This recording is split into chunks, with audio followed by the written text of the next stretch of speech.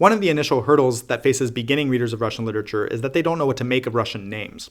And that might seem like a small obstacle, but for some readers it's frustrating enough that they'll cast novels aside entirely because they're disoriented and they don't know who's who.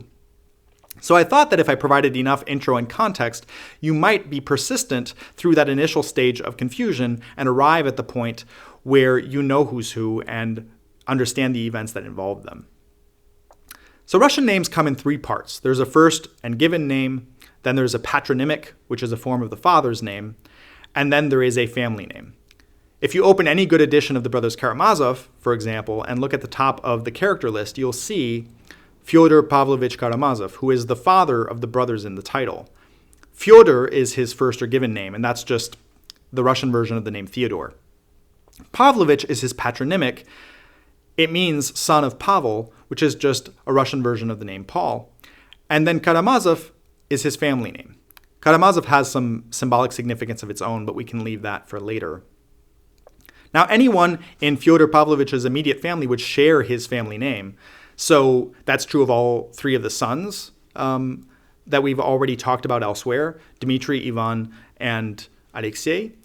It's also true of his first and second wives, who would have taken on the name Karamazov, although in slightly altered form to indicate that they're women, so they would be Karamazova. Whether that distinction is represented in your version of the Brothers Karamazov depends on your translator's choices.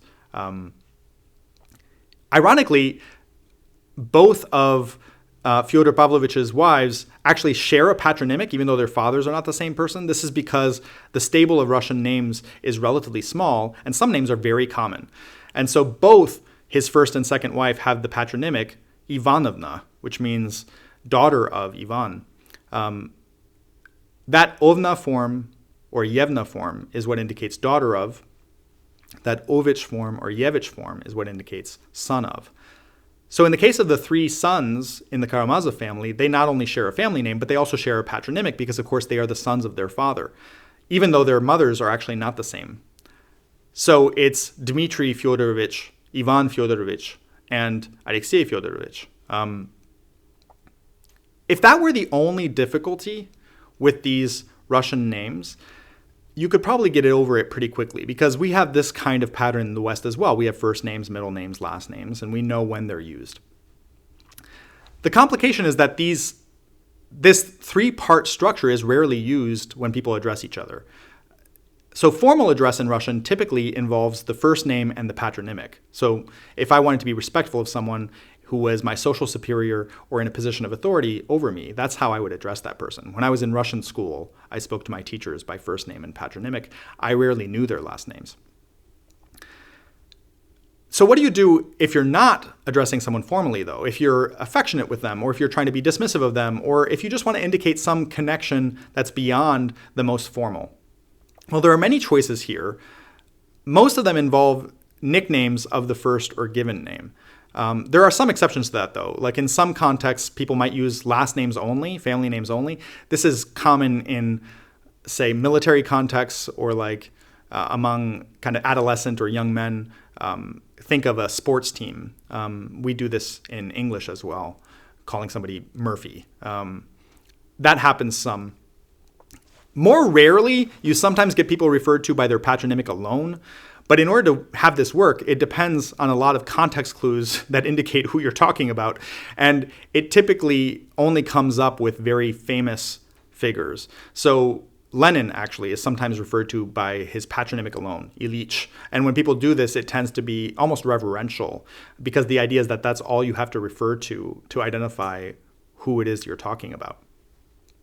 But like I said, in most cases, if you know someone, you're actually using variations of their first or given name. And this is where things get complicated because non-Russian speakers don't necessarily know right away which names or nicknames are forms of these first or given names. So in the case of all three of the sons that we're talking about, there are nicknames that they use. Dmitry goes by Mitya, that's his primary nickname. Ivan goes by Vanya, and Alexei goes by Alyosha.